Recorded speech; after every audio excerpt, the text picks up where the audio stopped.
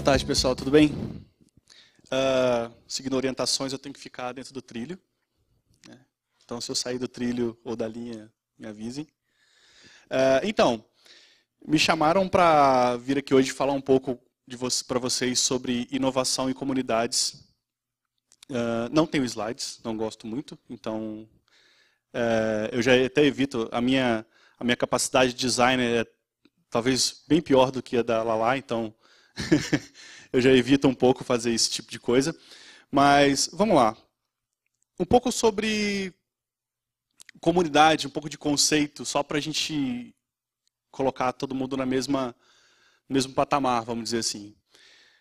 Comunidade, na verdade, a grosso modo, né, são pessoas que se reúnem porque têm algo em comum. Né? São pessoas que têm algo em comum, que se unem para discutir esse assunto. Então, isso pode ser sobre tecnologia, isso sobre impacto social, comunidade de igreja, enfim, de bairro. Isso são comunidades, são pessoas que têm algo.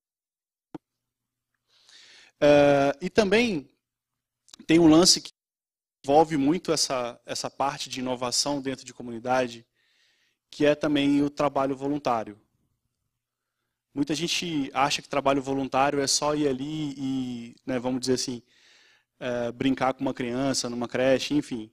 E o trabalho voluntário ele está muito além disso. O meu background, como a Carol falou aqui, a Paula falou aqui, ele é técnico, né? Então, e a gente tem muito esse lance de compartilhar código, de código aberto e tudo mais. Isso também é um tipo de trabalho comunitário, isso é um tipo de trabalho voluntário e de comunidade. Então, todo esse envolvimento que se tem, tanto de comunidades e de trabalho voluntário, ele gera coisas muito interessantes. Vamos lá. A comunidade por si só, você consegue já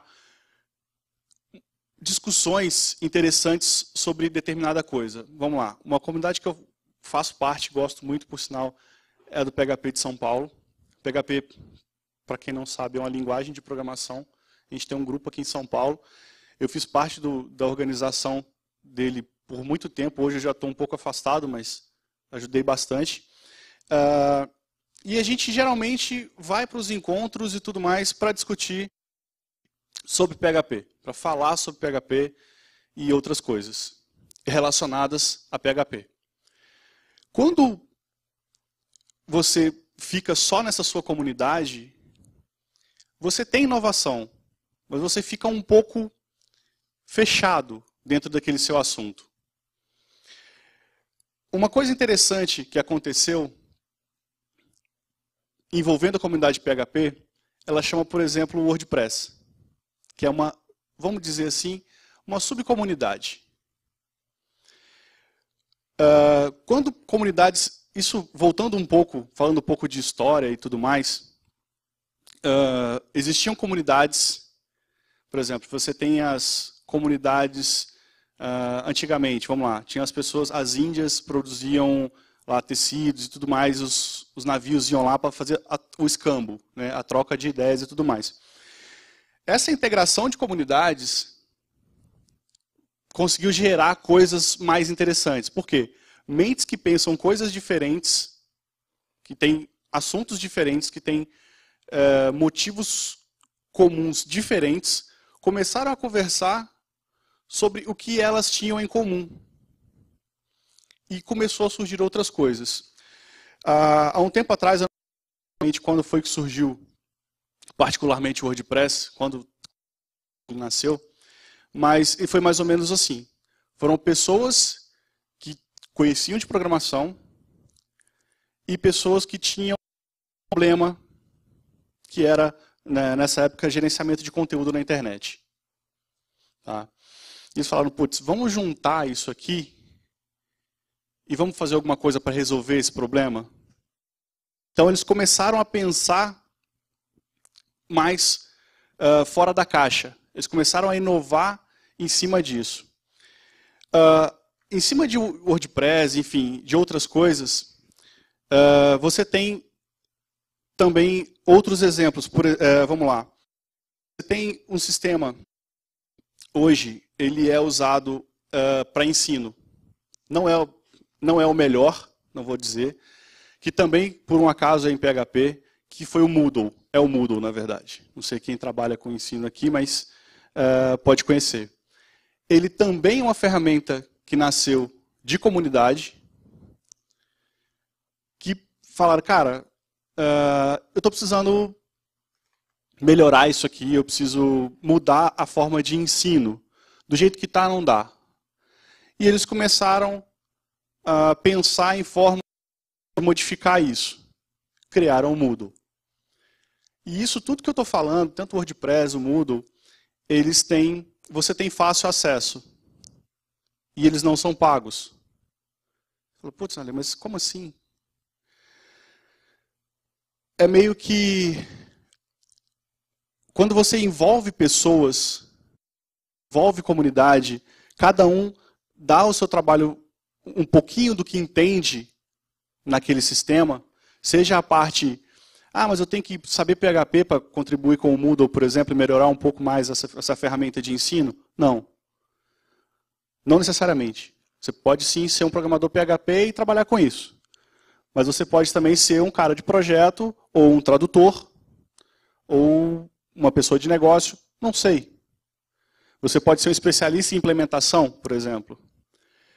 E você fala, tá, Lê, mas como que isso consegue gerar impacto e tudo mais?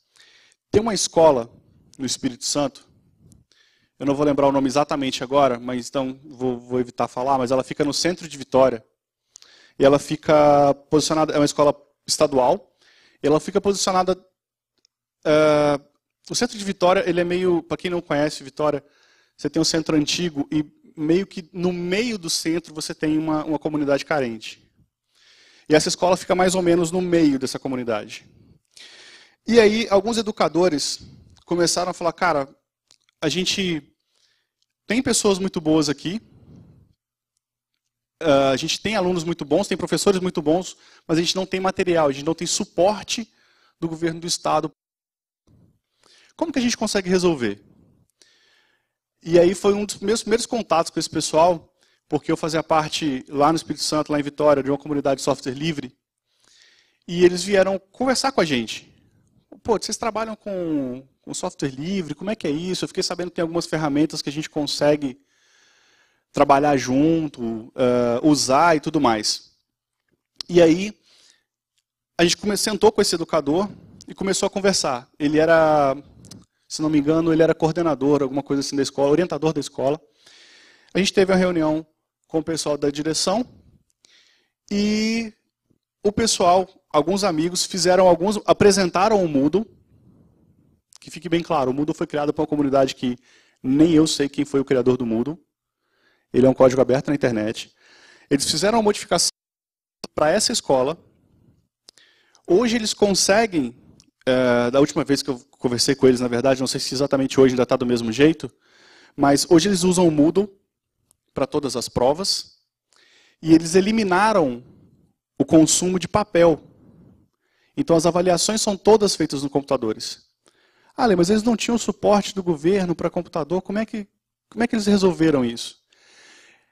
Para resolver esse problema, os professores eles tinham uma área técnica lá, e eles começaram a captar doação de máquinas usadas. Os alunos desmanchavam essas máquinas, remontavam, faziam máquinas novas, entre aspas, novas, instalavam um sistema operacional livre também, baseado em Linux, que também você não precisa pagar licença nem nada para usar.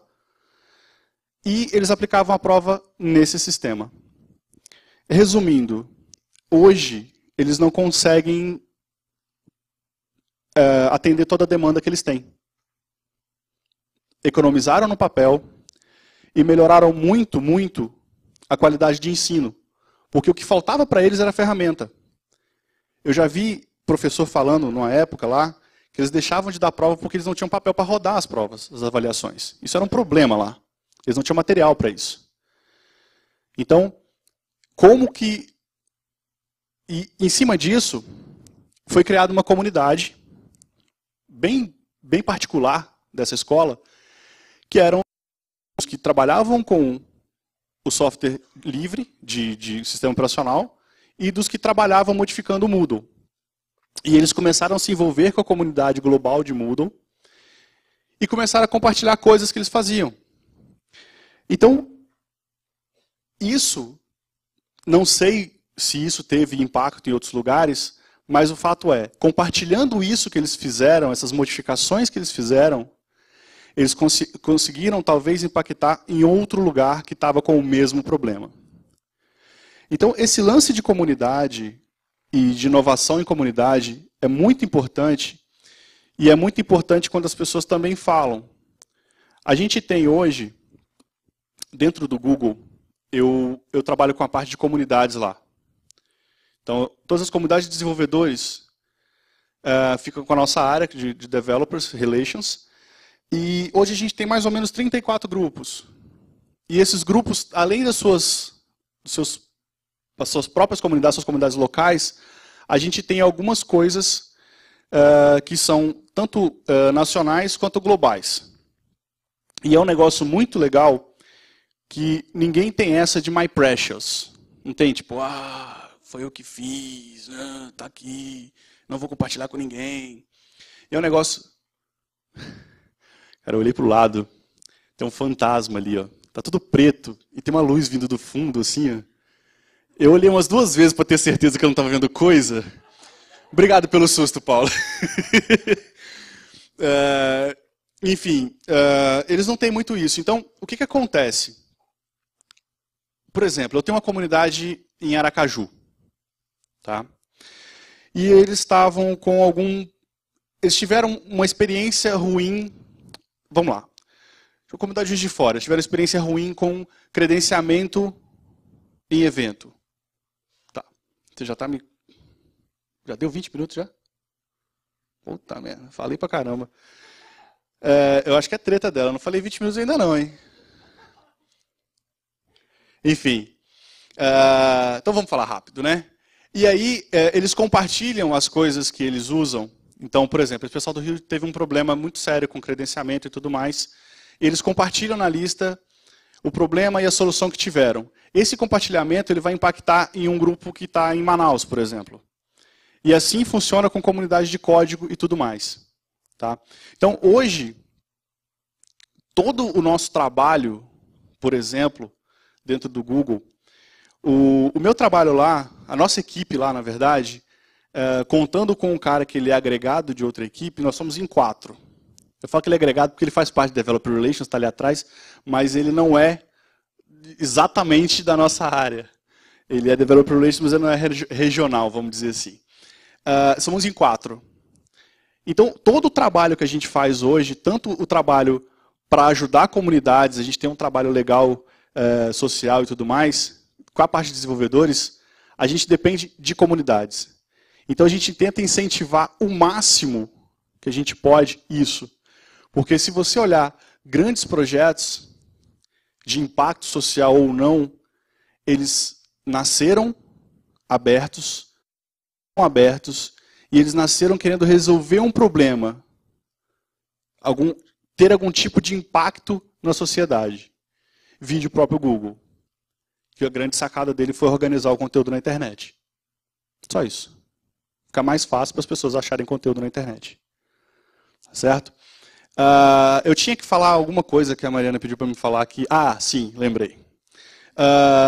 Vão ser distribuídos para vocês no intervalo um voucher que dá direito a $500 de créditos na plataforma que a gente tem de cloud computing. Tá? Isso é interessante, aí falando um pouquinho já disso, se vocês precisarem validar algum tipo de projeto, testar algum tipo de projeto, vocês podem usar esse voucher para fazer essa validação e esse uso. Tá certo? E, enfim, o que fica dessa história toda, não vou comer mais seu tempo, Luca, é assim, é muito o que ela lá falou aqui, infelizmente ela já foi, seja a mudança, é uma máxima, mas assim, seja a mudança que você quer no mundo. Não fique parado esperando as coisas acontecerem. E procurem, antes de você achar que vou fazer uma coisa inovadora e tudo mais, procure uma comunidade, procure saber se já existe algum grupo de pessoas que já está trabalhando em cima disso. Porque é muito mais tranquilo, muito melhor você ser mais uma mão ajudando do que você tentar brigar sozinho contra alguma coisa. Tá certo? Obrigado, pessoal.